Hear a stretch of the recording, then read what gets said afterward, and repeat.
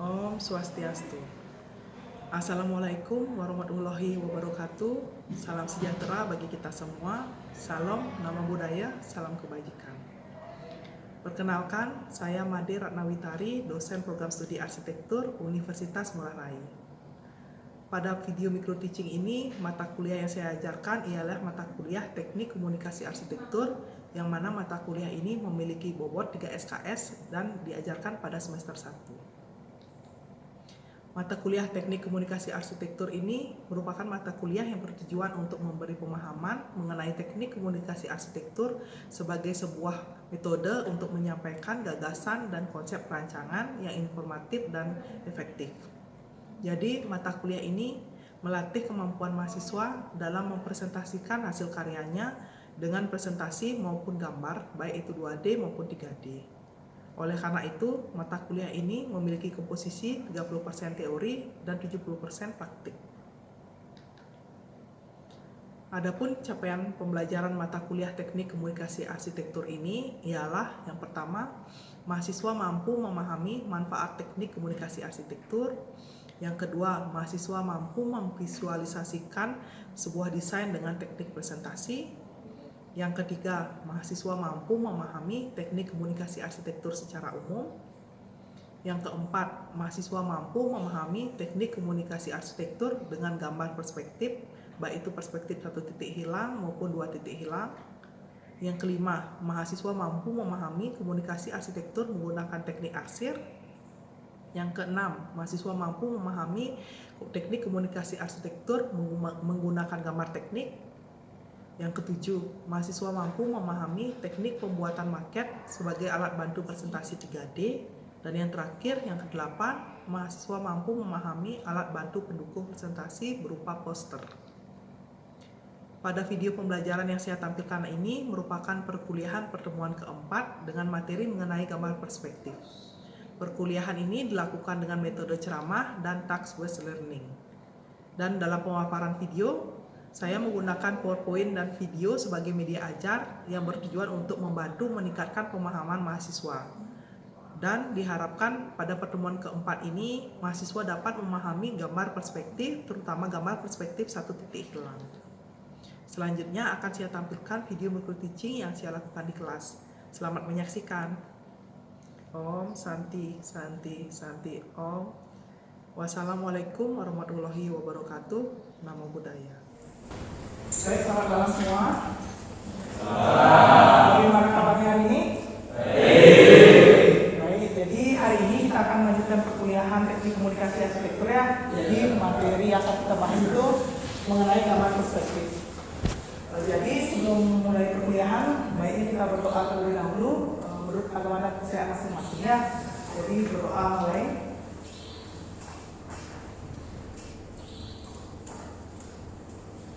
Berdoa selesai. Jadi hari ini fokus materi kita pada gambar perspektif. Sebelum kita masuk ke materi ini, ada yang masih ingat nggak kenapa kita belajar teknik komunikasi arsitektur? Ayo, untuk apa kita belajar teknik komunikasi arsitektur? Ada yang masih ingat?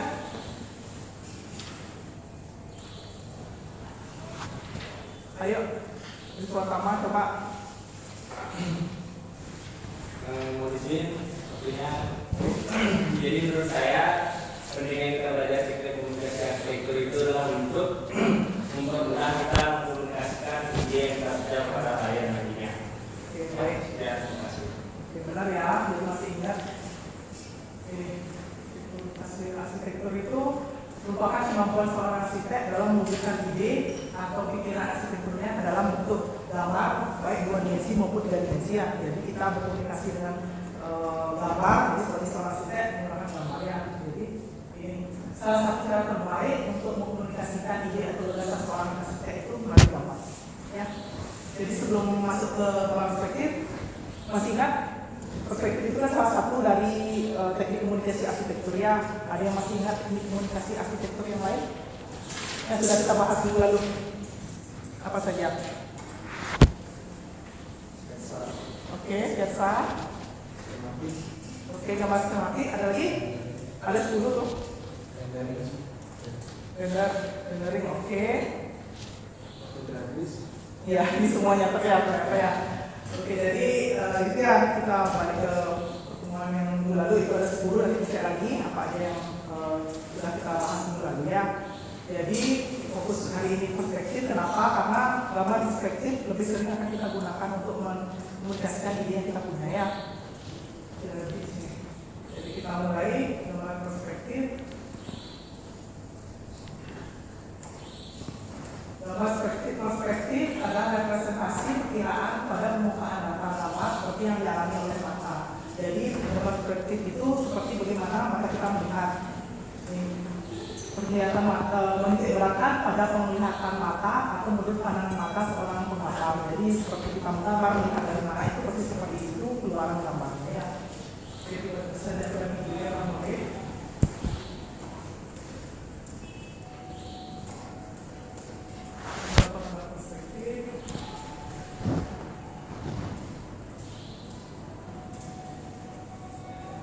Ini menggunakan sudah warna ya.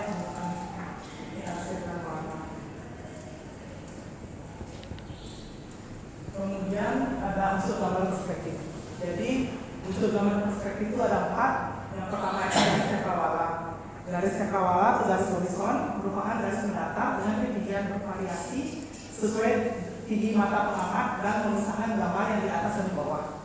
Jadi kedudukan garis itu selalu tinggi mata pengamat ya, jadi sejajar dengan bidang dasar. Kemudian yang kedua garis batas. Jadi garis batas adalah penghabisan pandangan dari semua bidang horizontal. Jadi sebatas mana kita bisa melihat ya. Jadi ketika kita memandang suatu objek terdapat batas pandangan, maka dari itu menjadi garis batas suatu benda. Jadi sampai mana mata kita bisa melihat. Jadi seperti itulah gambar yang kita sajikan. Kemudian yang ketiga ada titik lenyap atau titik hilang. Jadi titik hilang biasanya disebut adalah titik dalam gambar perspektif yang mana garis-garis yang sesungguhnya dalam keadaan sejajar akan menghilang menuju titik ini. Jadi biasanya ada tiga jenis perspektif dengan titik hilang ya, ada 1 titik hilang, 2 titik hilang dan 3 titik hilang. Jadi pada kenyataannya seperti mata kita melihat gambar atau pandangan itu apabila besarnya objek itu sama besar, semakin jauh dia akan semakin kecil terlihat. Jadi seperti mata ya, semakin dekat semakin besar gitu. Jadi letak titik hilang segaris lurus dengan garis cakrawala. Jadi seperti yang unsur gambar perspektif yang pertama, jadi titik hilang itu berada segaris lurus dengan garis horizontalnya. Pada perspektif 1 titik hilang dan 2 titik hilang saja. Kemudian ada titik pandang atau titik mata. Jadi titik pandang merupakan tempat pengamat berada. Jadi di mana pengamat memandang objek dengan sudut pandang tertentu. Jadi biasanya apakah dia lebih tinggi, apakah dia lebih rendah, dan lain sebagainya. Jadi untuk unsur-unsur itu kurang lebih seperti ini. Yang pertama itu garis cakrawala, biasanya kita bikin garis dulu horizontal, kemudian garis batas, penghabisan pandangan. Jadi semakin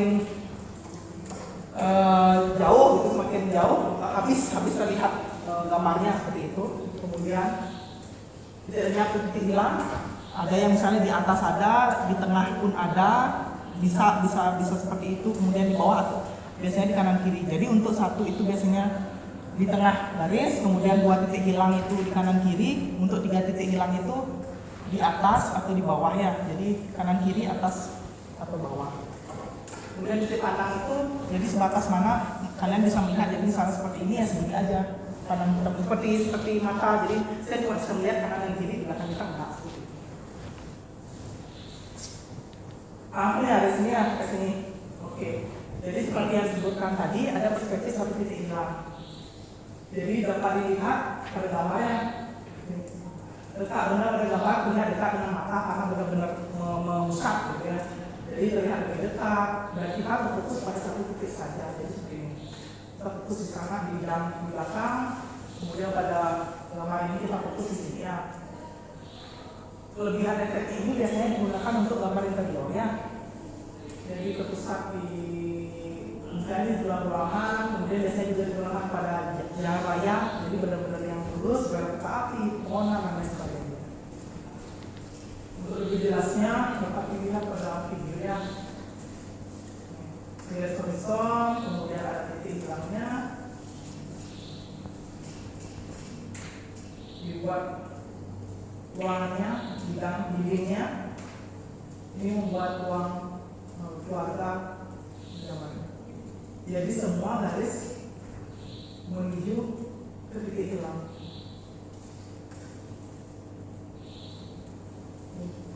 Dan untuk jendela dibuat ketebalannya. Ini untuk membuat sofa, ini kira-kira lah pada tidak terlihat kaku sofanya.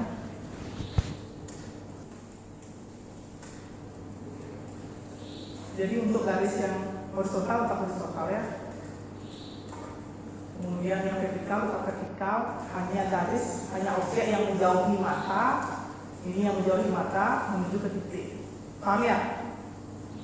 Ya, jadi ini kan objek yang menjauhi mata nih. Di sini ada dekat, yang makin lama makin jauh itu menuju titik. Objek yang tetap di sini ini tetap horizontal. Vertikal itu tetap vertikal. Ya. Ini bisa dilihat ya. Ini ada lampunya, tetap ke atas. Dan lupa ketebalan yang dua, ini ketebalan jendela, kemudian ketebalan meja, ini kurang horizontal atau memang di sini.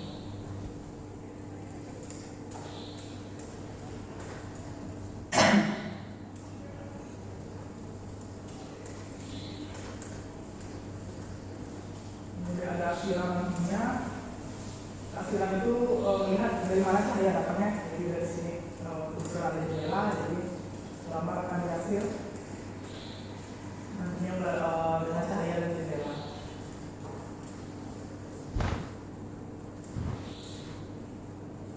Ini dibuat gelapnya, ditebalkan garisnya.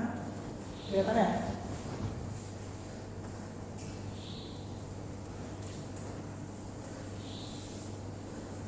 Datangnya cahaya, datangnya cahaya dari arah sini, kemudian yang gelap sebelah sini.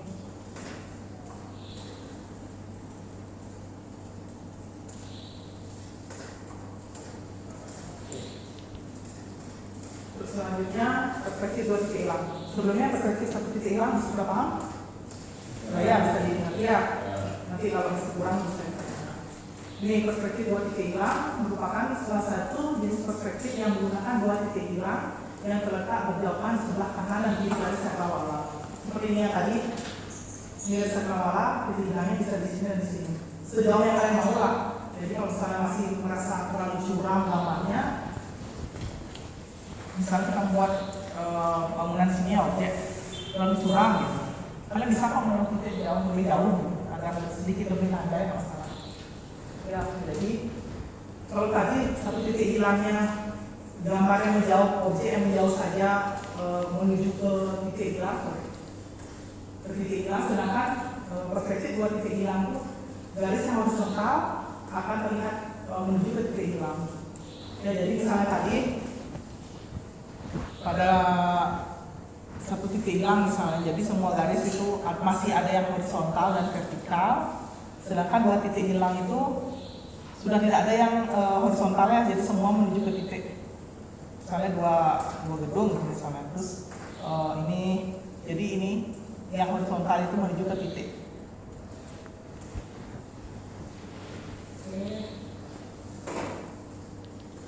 Biasanya perspektif dua titik hilang itu digunakan untuk eksterior ya, jadi pada bangunan luar seperti itu. Ini pada dia perspektif dulu dengan tepat.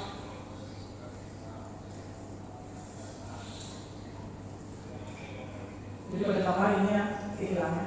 Ini dari batas pandangan juga, anda tidak bisa melihat lagi. Kemudian cakrawala dan horizontal ada di sini. Di belakang.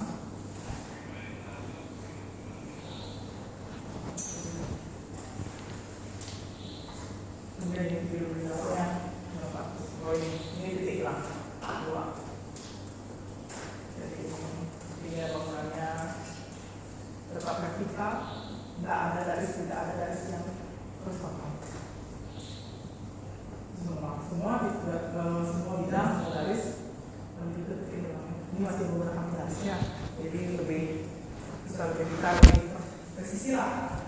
pas ya tarikan garisnya.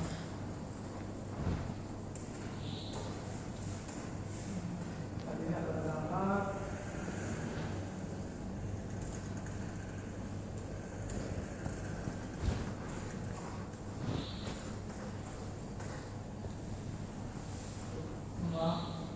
Ada garis vertikal, misalnya membentuk apa menuju ke titik. Di titiknya kalian harus sendiri apakah di sini misalnya berarti lebih landai ya. Ini tangga juga semua. Ini garis tangganya menuju ke sini. Ya.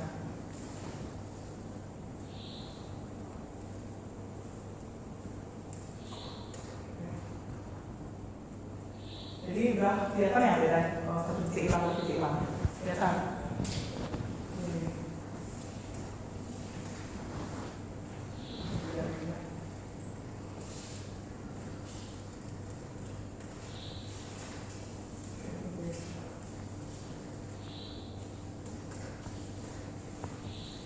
Ini ada titik gerakannya.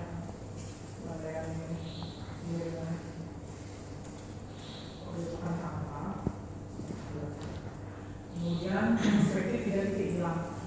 Jadi berbeda dengan perspektif satu titik hilang dan dua titik hilang, perspektif tiga titik hilang itu tidak lagi ada garis vertikal. Jadi garis vertikal itu menuju ke titik yang ketiga. Tergantung apakah kalau ke atas, kalau pandangannya dari bawah titiknya itu di atas, kalau pandangannya dari atas titiknya itu ke bawah. Seperti ini. Pilihannya ini atau ini. Titik yang tiganya. Jadi biasanya dipakai pada sesuatu bangunan yang sangat luas, sangat besar yang sulit dipandang mata gitu ya. Jadi terlalu tinggi misalnya, itu bisa dipakai perspektif 3.0. Jadi ini pada gambar bisa dilihat nih. Ini dilihat dari atasnya. Nih, titik. Ya. Ini pada gambar bisa dilihat. Jadi kelihatan gambar yang dibuat itu lebih menjulang. Ini kelihatan di bawah titiknya, jadi sama sekali nggak ada titik juga yang vertikal. Ini dari gambar ini kelihatan menjulang kan? Seperti itu. Ini lebih jelas.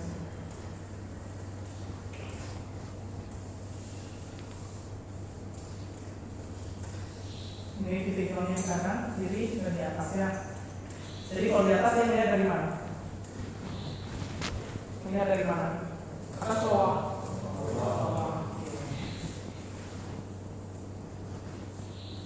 Ini tinggi. Menjulang bangunannya. Semua bidang, semua garis menuju ke titik. Ini juga ini. Kemudian untuk vertikal itu menuju ke titik.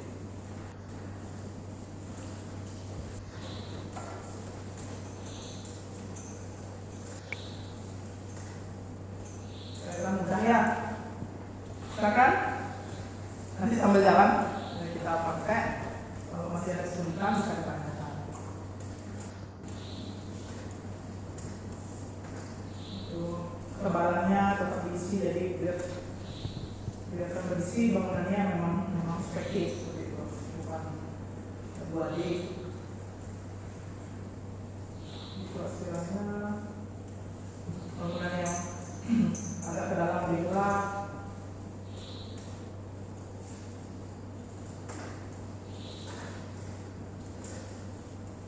Ya sampai di bawah-bawahnya, kalau masih kelihatan dia tebalannya bisa diisi. Sesuaikan dengan ini, apakah ini masih terlihat tidak? Ini juga apakah masih terlihat tidak dari titik ini?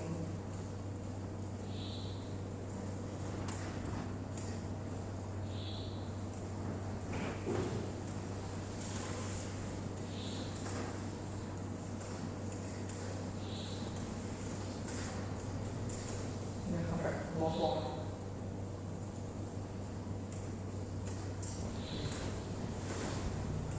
Baik, dari tadi dilihat, ada memperhatikan nggak sudut pandang perspektif? Ada bedanya nggak tadi kalau saudara lihat gambar-gambar ini? Sudut pandang, ada yang tahu? Sudut pandang perspektif ada berapa? Ya, sebut. Ya, Adrian. Tahu, ayo?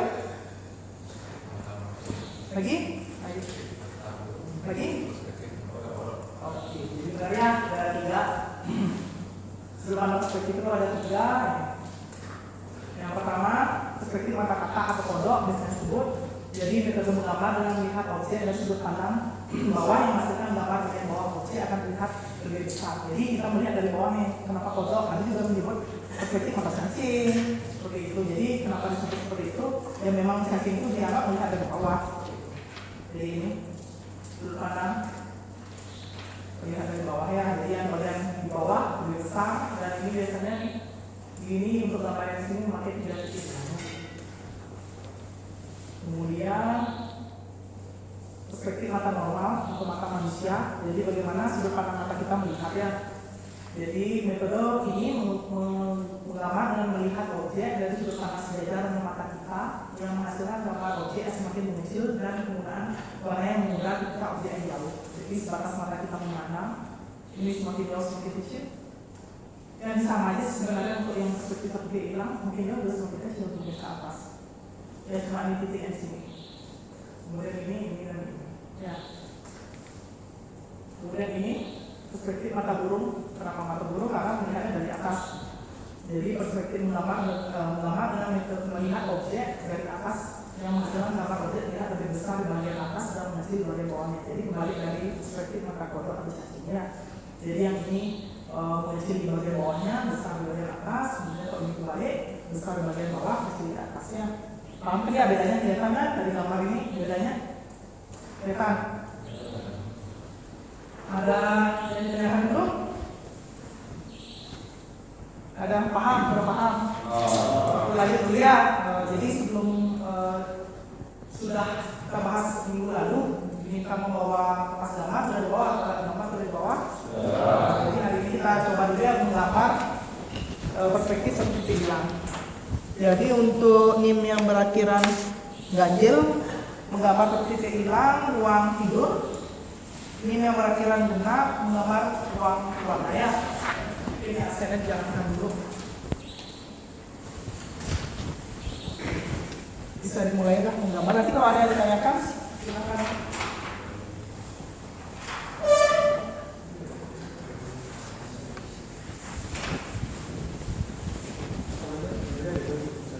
Desainnya bebas. Desainnya bebas sesuai kemauan saudara. Jadi bisa ruang tidur inspiratif ya kalian, inspirasinya kalian seperti apa, keinginannya seperti apa, silahkan dilakukan.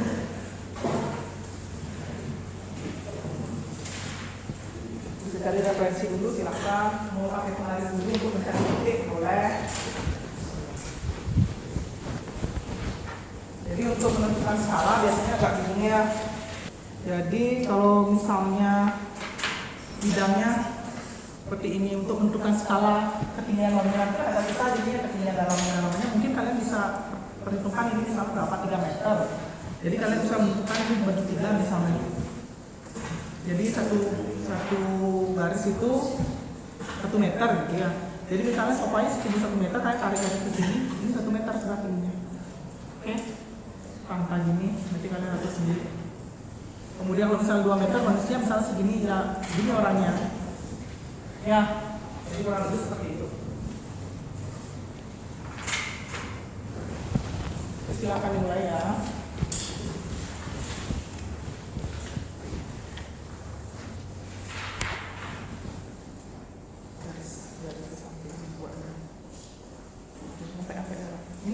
Ini dinding dalamnya. Berarti sampai dari bawah. Ya. Tentukan titiknya di mana?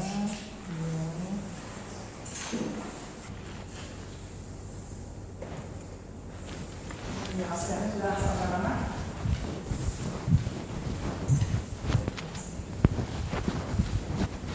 Ya, ada semua ya.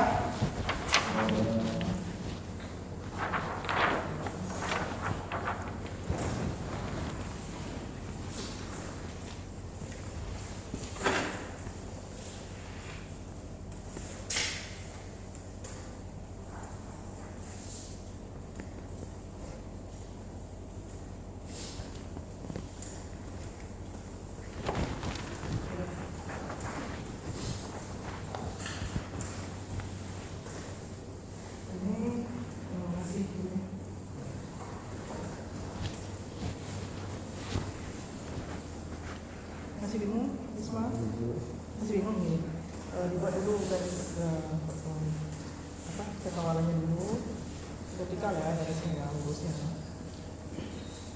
Kamu sudut ini, kamu sudut ini guys. Iya.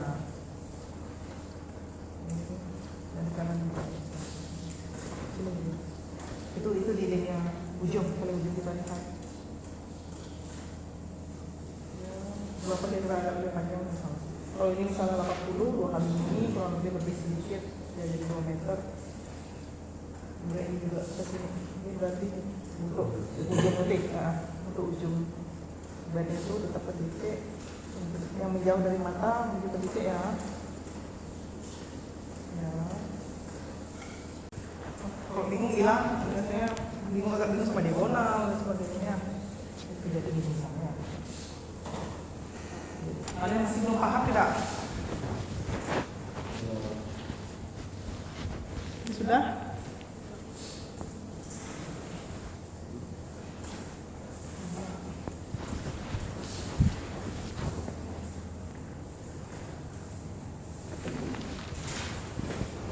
Baik, karena waktunya sudah habis. Sebelum saya akhiri, ada yang bertanyakan lagi? Ada yang belum paham? Masih ada bingung? Navigasinya ke arah mana? Gimana ada yang tanyakan? Gambar ini saya lanjutkan minggu di rumah ya, dan dibawa minggu depan. Untuk kuliah minggu depan kita akan membahas mengenai arsiran. Jadi kalian bisa mencari literatur mengenai arsir, jenis arsir, teknik arsir seperti apa dan lain sebagainya. Minggu depan kita bahas. Jadi perkuliahan diakhiri ya. Terima kasih atas waktunya. Selamat malam.